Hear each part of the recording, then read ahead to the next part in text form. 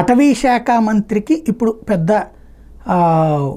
ఏదైతే మనకి అటవీ శాఖ మంత్రి పవన్ కళ్యాణ్ గారికి ఒక పరీక్ష పెట్టేటటువంటి అంశం, ఆయన సీరియస్గా దృష్టి సారించాల్సిన అంశం.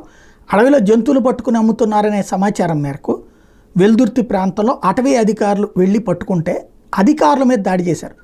వెల్దుర్తి మండలం రామచంద్రపురం తండాకు చెందినటువంటి గోవింద్ నాయక్ శనివారం అలుగు అంటే పొంగోలియన్ అంటారనమాట, అలుగుల్ని పట్టుకొచ్చిస్తానని జంతువుల అక్రమ రవాణా చేసే ముఠాతో బేరసారాలాడారు. విషయం తెలుసుకున్న Vijayapuri south ranger Satyanarayana Reddy, beat officer Ravi మరికొందరు సిబ్బంది తండాకెళ్లారు. వీళ్ళ రాక పసిగట్టిన గోవింద్ నాయక్ అక్కడి నుంచి జంప్ అయిపోయాడు. తండాలో ఉన్న 4 అనుమానితుల్ని అధికారులు అదుపులో తీసుకుని వస్తుంటే వాళ్ళ దగ్గర నుంచి 3 లక్షల రూపాయల క్యాష్ కూడా స్వాధీనం చేసుకున్నారు. గోవింద్ నాయక్ గొట్టిపాళ్లలో బంధువుల ఇంట్లో ఉన్నాడని సమాచారంతో రేంజర్ సత్యనారాయణ రెడ్డి సిబ్బందితో కలిసి అక్కడికి వెళ్ళారు.